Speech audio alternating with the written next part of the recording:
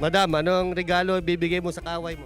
Bibigyan ko ng pagkain para mawala yung chismis niya. Oh yes, oh yes, oh yes. Martilyo. Magmartilyo kami dalawa. Siyempre, pagmamahal, mahalin mo ang kaaway. Para Pinakamagandang regalo. yan ang pinakamagandang regalo sa Pasko.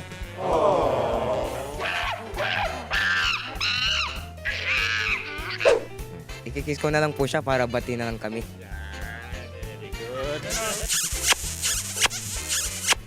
Anong ibibigay mo sa kaway mo? Bigyan mo na lang ng pagkain. Itlog.